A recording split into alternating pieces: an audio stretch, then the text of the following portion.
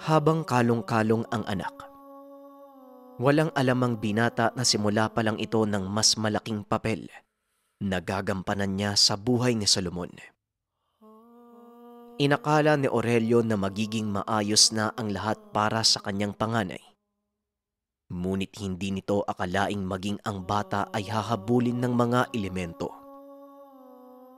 Isang gabi, habang payapang natutulog ang sanggol, nasa tabi ito ni Fatima na nooy abala sa pagtupi ng kanilang mga damit, nang bigla na lang umiyak ng malakas si Solomon. Nasa labas ng bahay si Aurelio at Kapitan Arnel, kaya dali-daling pumasok nang marinig ang iyak ng sanggol. Anong nangyari, mahal? Bakit umiiyak si Solomon? Tanong ni Aurelio. Hindi ko alam, Aurelio eh. Pero may nararamdaman akong hindi maganda sa paligid. Pagkasabi ni Fatima ng mga katagang iyon, biglang umalingasaw ang napakasangsang na amoy. Naramdaman din ni Aurelio ang biglaang pag-alinsangan ng paligid. Hindi maganda ang pakiramdam ko dito, Aurelio. Nasaan si Lourdes? Tanong ni Kapitan Arnel. Ilang sandali lang ay pumasok ng tahanan si Aling Lourdes. Sumenyas ito na wag silang gagawa ng ingay habang tinuturo ang bubong. Marahang tumingala si Aurelio upang tignan kung ano ang itinuturo ni Aling Lourdes. Nanlaki ang mga mata nito nang makita ang napakalaking itim na ahas. Halos kasing laki na ito ng katawan ng tao. Ngunit ang ipinagtataka nila kung paanong nakapasok ang nilalang na ito sa kanilang tahanan. Patuloy na gumagapang ang itim na ahas sa mga kahoy sa bubong, hanggang sa makalabas ito ng pintuan. Dito na nagkaroon ng pagkakataon si Aling Lourdes na magsalita.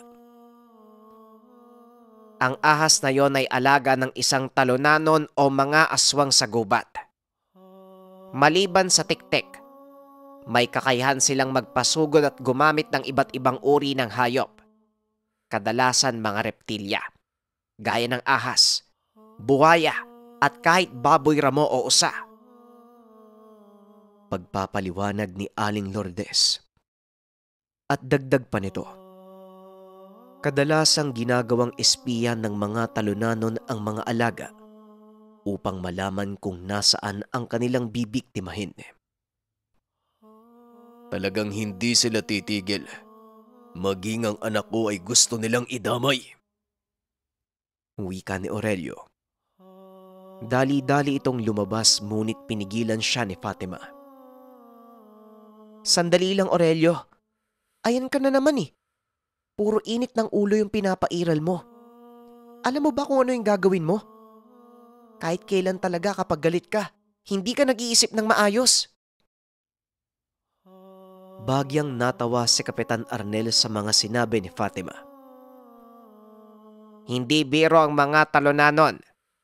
Kung binabalak mo na sugurin sila sa kanilang teritoryo, wag mo nang ituloy. Nagpadala sila ng espiya. Siguradong sila ang susugod dito. Yun lang ang dapat nating gawin kung gusto mo silang kalabanin. Nag-antay si Kapitan Arnel at Aurelio sa bakuran. Alinsunod sa sinabi ni Aling Lourdes. Hindi nga ito nagkamali. Ilang minuto lang ang nakalipas ay dumating ang kanilang hinihintay. Isang malaking aso ang lumapag sa bakuran ni Kapitan Arnel. Eto na siya, Aurelio. Humanda kayo! Wika ni Kapitan Arnel. Agad nag-usal ng mga dasal si Aurelio, sabay bunot ng gulok na nasa tagiliran. Nagtataka naman si Kapitan Arnel. Hindi ginamit ng binata ang baril nito. O bakit hindi mo gamitin yung baril mo, Aurelio? Tanong ng kapitan. Hindi, Ninong. Mas gusto ko pa ding patayin tong demonyong to gamit ang mga kamay ko. Tugon ni Aurelio. Nang mga sandaling iyon ay papasugod na ang nilalang sa kanilang kinakatayuan. Sinalubong naman ito ni Aurelio, habang si Kapitan Arnel naman nakabantay sa paligid kung sakaling may kasama pang iba ang kalaban. Habang naglalaban ang dalawa, napapansin ni Aurelio na wala sa kanila ang atensyon ng kalaban kung hindi nasa sanggol na hawak ni Aling Lourdes. Napalingon si Aurelio sa tahanan. Nakitang nakadungaw sa bintana si Aling Lourdes habang hawak ang sanggol na si Solomon. Biglang tumalon ang nilalang papunta sa kinaroroonan ng dalawa. Ngunit biglang lumitaw mula kung saan si Fatima. Isang malakas na hambalos sa likod ng nilalang ang ibinigay nito, dahilan para sumubsob sa lupa ang nilalang. Dali-daling tumakbo si Aurelio papunta sa mag-ina. Sinaksak ang nilalang. Ngunit sa kasamaang palad ay nagawa siyang sipain ng elemento. Tumilapon pabalik sa pinanggalingan si Aurelio. Dali-dali itong tumayo. Akmang sasalakay uli nang bigla siyang hawakan ni Kapitan Arnel. Sandali lang, Aurelio. Tignan mo ang sanggol. Wika ni Kapitan Arnel habang nakaturo sa kinaroroonan ni Aling Lourdes. At si Solomon. Nagliliwanag ang paligid ng katawan ng bata. Nang tumama sa mata ng nilalang ang liwanag, unti-unti itong napapaatras. Pinanood ni Aurelio ang susunod na mangyayari. Habang humahakbang palayo ang nilalang, unti-unti itong nagiging abo. Hindi makapaniwala ang lahat sa nakita. At dito nagtaka si Aurelio kung bakit nangyari ang ganun sa kanilang sanggol. Matapos ang kaguluhan, kagad kinumpronta ni Aurelio si Fatima. Sa kasamaang palad ay wala din itong alam sa nangyari, hanggang sa napilitan si Aling Lourdes na magsalita. May kailangan kayong malaman, Aurelio. Pati na din ikaw, Fatima. Pasensya na kung itinago ko sa inyo ang bagay na tungkol kay Solomon. Bakit po, Nay? Ano pong meron sa anak namin? Ipinaliwanag ni Aling Lourdes ang lahat. Hindi makapaniwala ang mag-asawa sa sinabi nito. Noon ko pa nakita ang kaganapang ito. Bago pa man kayo maging mag-asawa ni Aurelio, nakita ko na ang hinaharap nyo. Si Solomon, ang batang tinutukoy sa propesiya, ang anak ng Bertudes. Kaya ngayon, ang pagtuunan nyo ng pansin ay kung paanong mapapangalagaan si Solomon. Huwag kayong mag-alala dahil hanggat nabubuhay ako, sisikapin kong turuan ng anak nyo kung paano maging mabuting tao at hindi maligaw kung sakaling dumating man ang takdang panahon. Magkahalong saya at takot ang naramdaman ng mag-asawa nang malamang may malaking papel na gagampanan ang kanilang anak. Ngunit malaki ang pananalig ni Aurelio. Alam niyang hindi pipiliin ng may likha ang sanggol nang walang sapat na dahilan. Aurelio, isang malaking digmaan ang kailangan nating pagandaan. Mahabang panahon pa ang gugugulin upang maimulat ang anak mo sa aral ng Diyos. Kaya hanggat maaga, gawin mo na ang nararapat. Wika ni Aling Lourdes. Opo, Nanay Lourdes. Makakaasa po kayo. Hindi namin papabayaan si Solomon. Sisikapin naming mapalaki siya ng may takot at paggalang sa Diyos. Matapos ang kaganapang iyon, pinili nila Aurelio at Fatima ang magbukod ng tahanan upang mas matutukan ang kanilang anak. Nagretiro na rin si Aurelio sa pagkapulis. Piniling sundan ang yapak ni Kapitan Arnel bilang isang manggagamot. Nang mga sandaling ito, nasa edad 17 si Solomon. Nagsisimula nang lumabas ang ilan sa likas nitong kakayahan. Katuwang ni Aurelio ang binata sa lahat ng gawain. At kagaya ng ipinangako nito, lumaking may takot sa Diyos at respeto sa kapwa ang binata. Tay, ihanda ko na po yung sala natin. Mukhang marami ang pupunta ngayon upang magpagamot. Wika ni Solomon. Araw ng Sabado. Ito ang araw kung saan marami ang nagpupunta sa bahay nila Aurelio upang magpatingin. Naging kilala ito sa kanilang bayan dahil na din sa mga kabutihang nagawa niya kahit noong nasa serbisyo pa siya. Tuwing araw din ng Sabado, bumababa ng bayan sina Kapitan Arnel upang dalawin ang mag-asawa sa kanilang munting tahanan. Aba, mukhang abala kayong mag-ama. Nasaan ang tatay mo, Solomon? Bungad ni Kapitan Arnel na nooy abalang nag-aayos ng mga upuan sa labas ng kanilang tahanan. Lolo Arnel, nandito na po pala kayo. Nasa naman po si Lola Lourdes? Si tatay nasa loob po yata ng bahay naghahanda ng altar kasama si nanay. Tugon ni Solomon. Kumusta naman ang pagsasanay mo, iho? Hindi ka naman ba nahihirapan sa mga tinuturo ng tatay mo? Tanong ni Kapitan Arnel. Hindi naman po lolo, ang totoo. Parang nga pong pamilyar sa akin ang lahat ng tinuturo ni tatay. Mabilis ko pong natututunan, lalo na yung mga dasal pang kumbate. Para po bang nagawa ko na yun dati pa eh. Wika ni Solomon. Napangiti naman si Kapitan Arnel. Yan. Normal lang yan dahil may likas kang biyaya mula sa Diyos, Solomon. Kaya panatiliin mo ang pagiging mabuting tao. Dahil kung ano man ang meron ka sa ngayon, yon ay biyaya ng Diyos. At may dahilan kung bakit niya ito'y pinagkalob sa'yo. O siya, ituloy mo na ang ginagawa mo at pupuntahan ko ang tatay at nanay mo. Wika ni Kapitan Arnel. Ilang minuto pa ang nakalipas ay nagdatingan na ang mga pasyente. Sinimulan na din kaagad ng mag-ama ang panggagamot. Hanggang sa madako sila sa huling pasyente nung araw na yun. Magandang hapon po, Ginang. Ano po bang nararamdaman niyo? Tanong ni Aurelio sa pasyente. Ang totoo, hindi ako magpapagamot.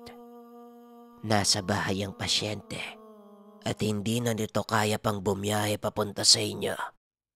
Kaya makikiusap sana ako.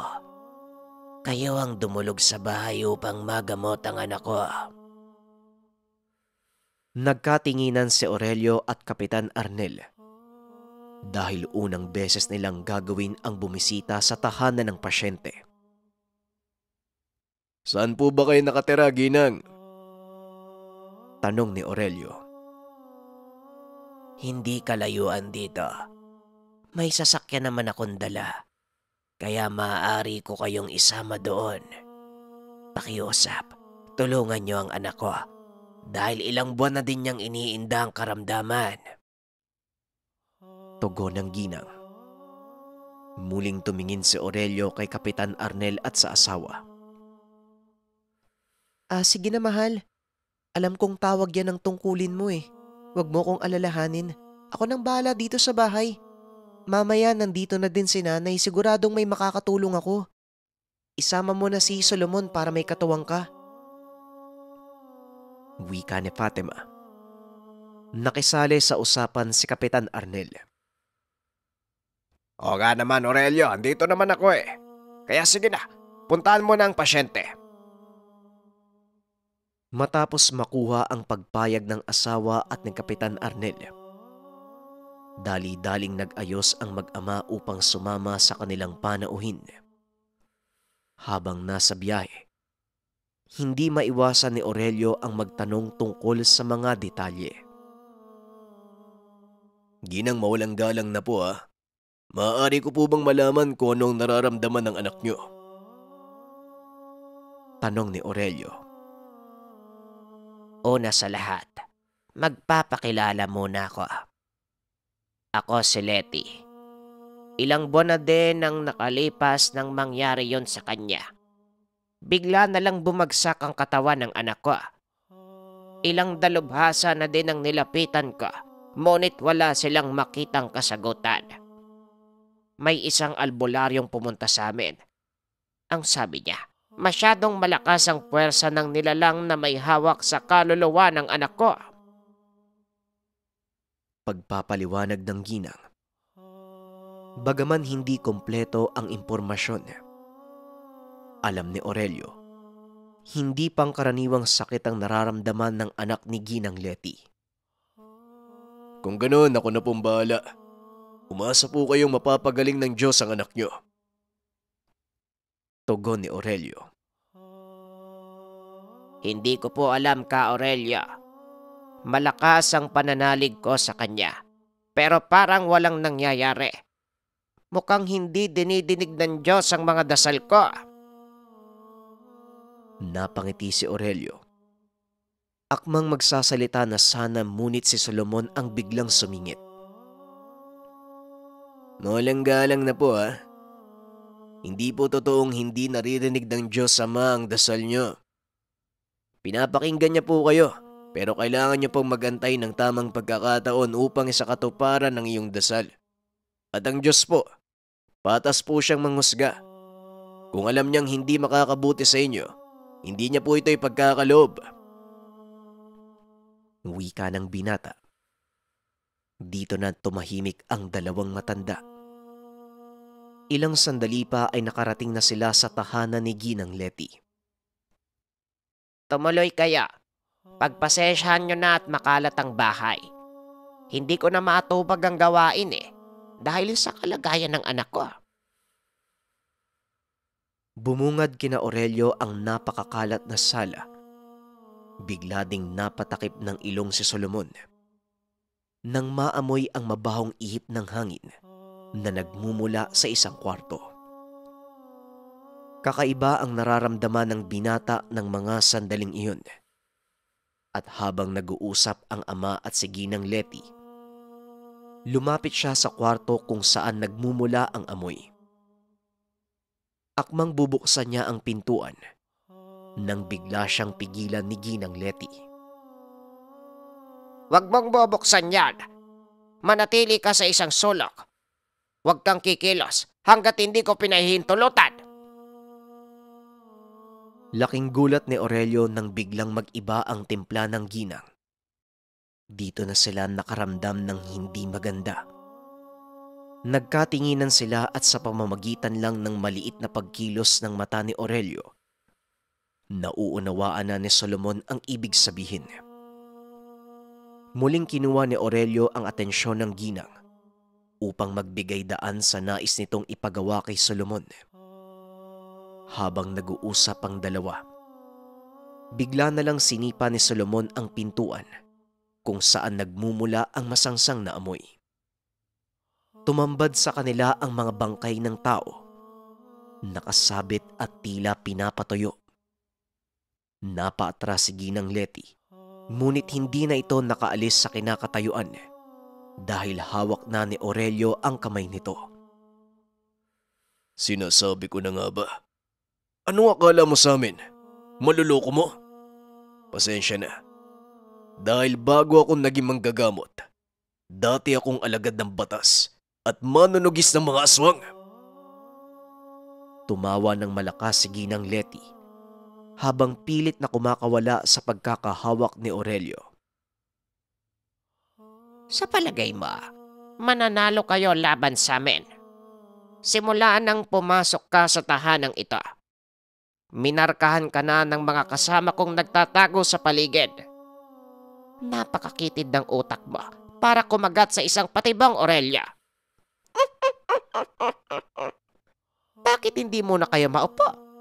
Tatawagin ko lang ang aking Panginoon. Biglang kumalas ang kamay ni Ginang Letty sa pagkakahawak ni Aurelio. Naglakad ito papunta sa isang magarang kwarto. Maya-maya pa ay lumabas na din ito kasunod ang isang napakalaking tao. Ipinapakilala ko sa inyo si Baldomero, ang aking Panginoon. Muling wika ng ginang. Hindi naman umaalis sa kinakatayuan ang mag-ama. Aminado si Aurelio. Bahagya siyang nakaramdam ng takot nung makita ang napakalaking lalaki. Mahigit 7 talampakan ang tangkad nito. Malaki ang pangangatawan at punong-puno ng pilat.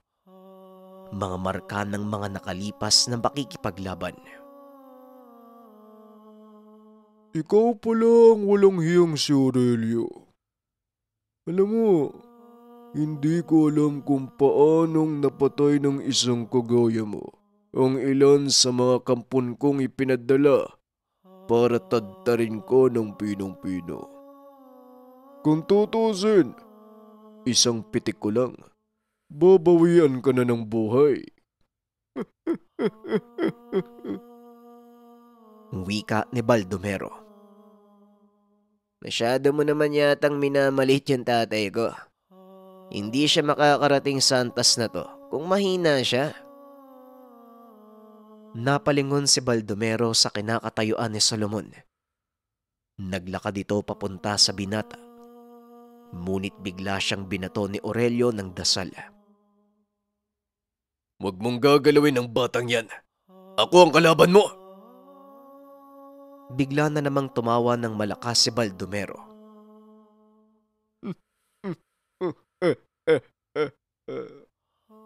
Tignan mo nga naman. Hindi ko akalaing isasama mo pala ang bata sa propesiya ni Lourdes. Pero wala naman akong nakikitang kahit ano sa tao na to. Kagaya mo lang din siya, Aurelio. Hindi na naituloy ni Baldomero ang sasabihin. Bigla itong nakaramdam ng mabigat na presensya.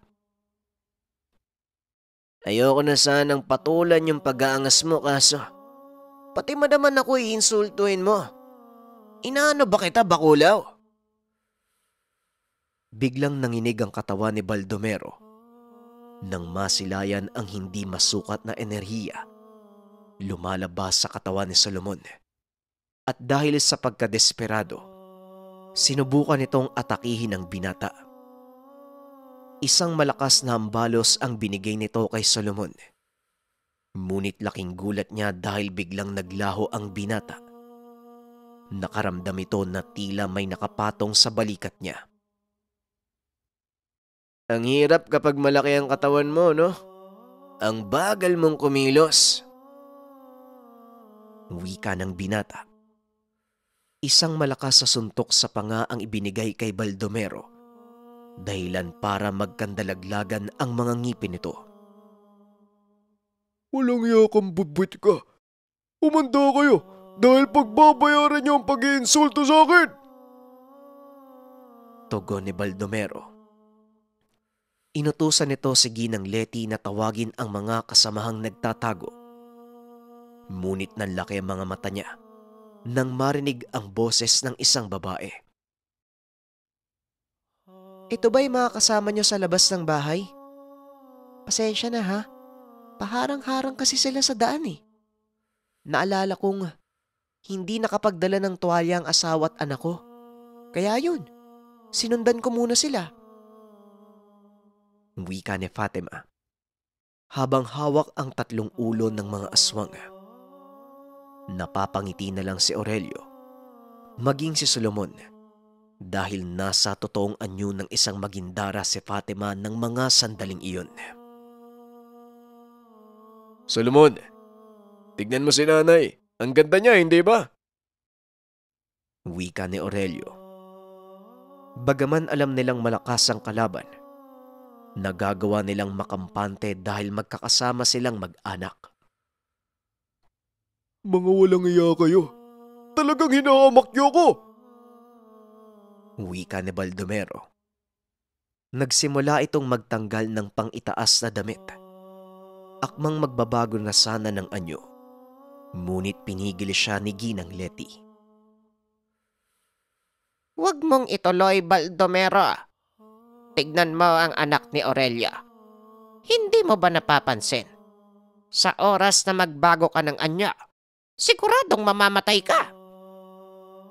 Napatingin si Baldomero kay Solomon na nooy nakatayo lang din sa isang sulok habang nakatitig sa kanila. Anong ibig mong sabihin, Leti? Hindi kita nauunawaan. Tanong ni Baldomero. Pagmasdan mo ang mata ng binatang yan. Yan ang mga mata ng isang sugo. Ang kinakatawan ng 7 arkanghel sa lupa. Umalis na tayo dito, Baldomero. Kailangan mong mabuhay. Marami pang pagkakataon. Maraming salamat sa pakikinig ng ating kwento. Ang masasabi ko lang sa episode na ito, eto na. Lumabas na yung anak ng Bertudes at batay pa lang sa episode na to, makikita na natin kung gaano kalakas itong si Solomon. Pero ano pa kaya mangyayari? Abangan natin sa mga susunod na episodes at kung gusto yung i-upload na natin kaagad, comment lang ng #upload mo na yan. Muli maraming salamat. Paalam.